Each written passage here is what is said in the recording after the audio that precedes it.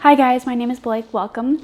I wanted to let you know what my October reading plans are. I am participating in the Spookoplathon challenge by Becca and the Books.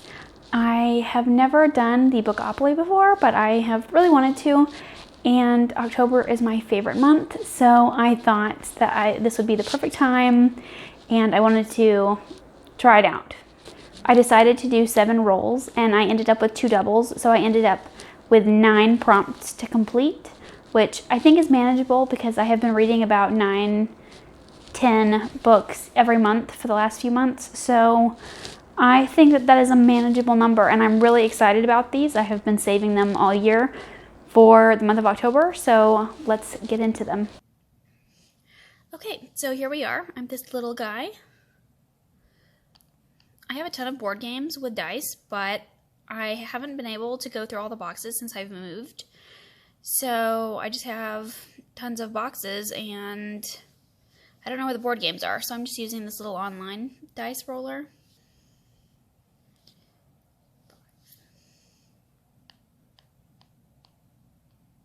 I absolutely love the Taylor Swift prompts, and I think that was great that Becca included them because they are perfect. And for this prompt, I picked The Year of the Witching by Alexis Henderson. And in the story, we're following a girl who lives in this Puritan village who is accused of witchcraft. And I know that there is a creepy man. I don't know if I want to say he's like a religious leader of their church. And there is also an enchanted forest and all kinds of spooky goodness. So it sounds like it checks all of the boxes for a great Halloween read.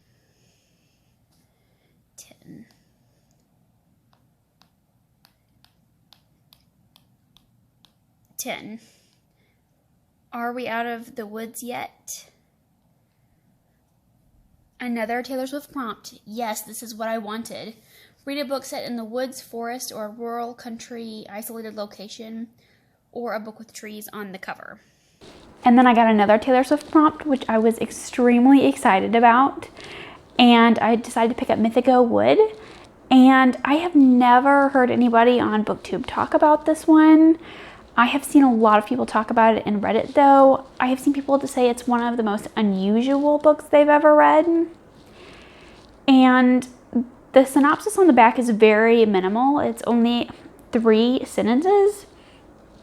It says, the mystery of Ryehope Wood, Britain's last fragment of primeval forest, consumed George Huxley's entire long life.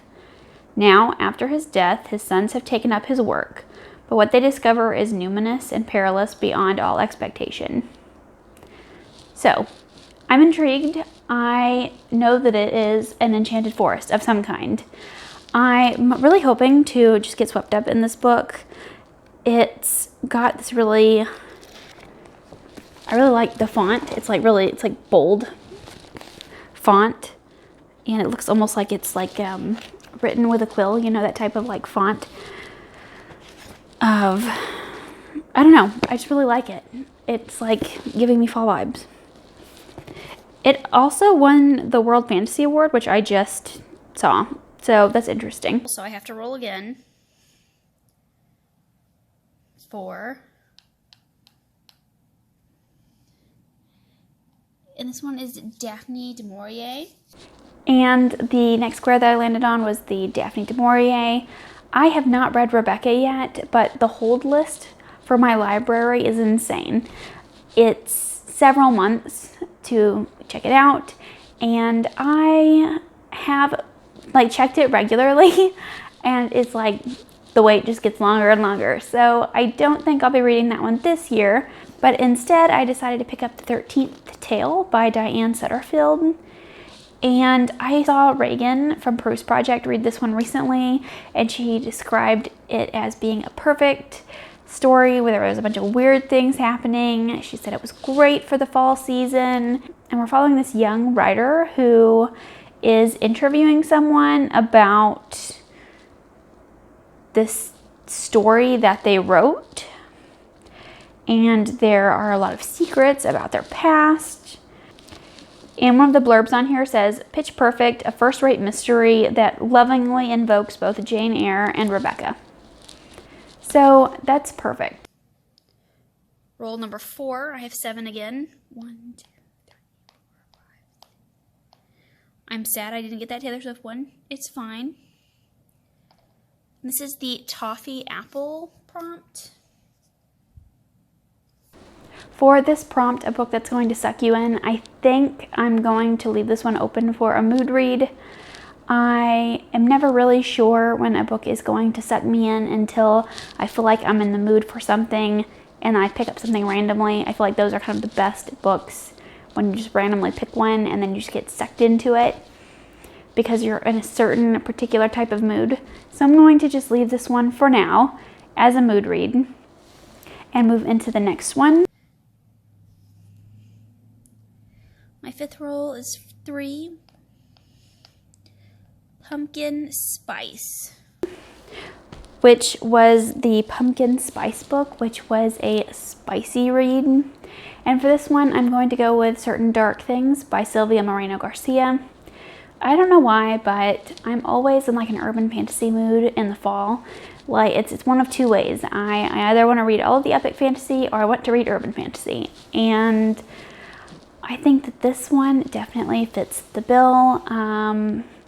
I think someone just, the blurb says it's sizzling or something like that.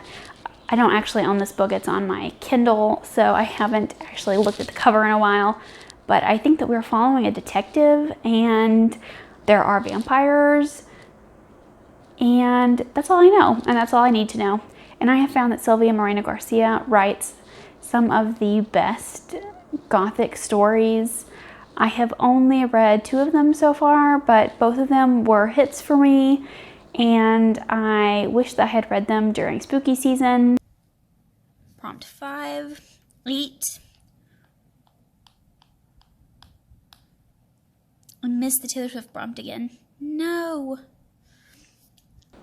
And for the prompt to read a book over 500 pages, I have Ruin by John Gwynne. This is an incredibly chunky book. I can barely hold it in my hand.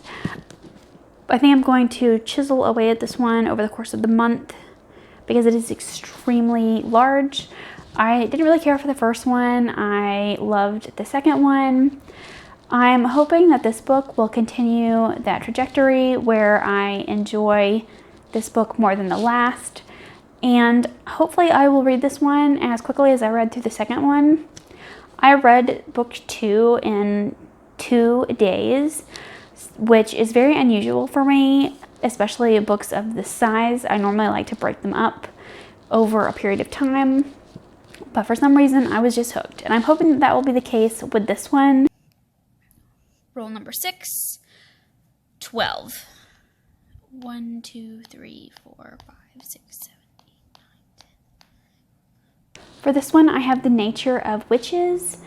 And I have not heard very much about this. I have seen it all over Bookstagram, and I actually picked it up because of the naked hardcover and because it has witches in it. I don't know anything about this one, but I do think it takes place in the fall.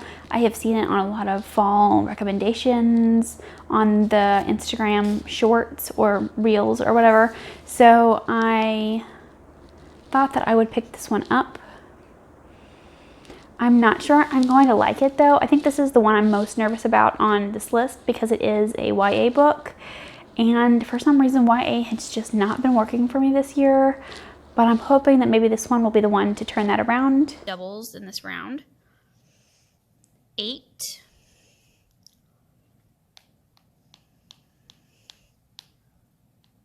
Community. And for the community shelf prompts, I had all of the prompts written on a generator here, and I ended up with urban fantasy. And for this one, I'm going to read Summer Night by Jim Butcher. This is the 4th book in the Dresden Files. I read the first 3 books last year and really enjoyed them, and I really want to continue on. I have been saving the Dresden Files for the fall season, so I'm hoping to squeeze a couple of those in before the end of the year. And I think this particular book has to do with the Fae, and I know that some people have said that this one is their least favorite in the series, so I think that's interesting. I think book 2 was my least favorite, but I'll be interested to see where these fall compared to this one. 4. Black Cat. And lastly, I have The Last House on Needless Street by Catriona Ward. And I think this one is told from the perspective of the cat. And I think it leans more into the horror aspect. And there may or may not be a serial killer. I try not to know too much about books going in. And this one is one that I have seen pretty mixed reviews for. People seem to either really like it or really hate it. And I think that any story told from the perspective of a cat has to be somewhat good, right? I mean, given how cats are. So that is the main reason why I wanted to pick this one up as a cat lover. And I just thought that it was perfect for this prompt. And I was really hoping I got this prompt for that reason. So that is the last one I have here on my list. And if I complete these really early and come up short for the end of the month, then I can slide a few more books in. I think I'll do a few more rolls and go from there. But for now, these are all the books that I'm planning to read in October. Let me know if you are participating in the Spookoplathon and what you're reading in the month of October, because I would love to know. And I'll see you again with another video soon. Bye!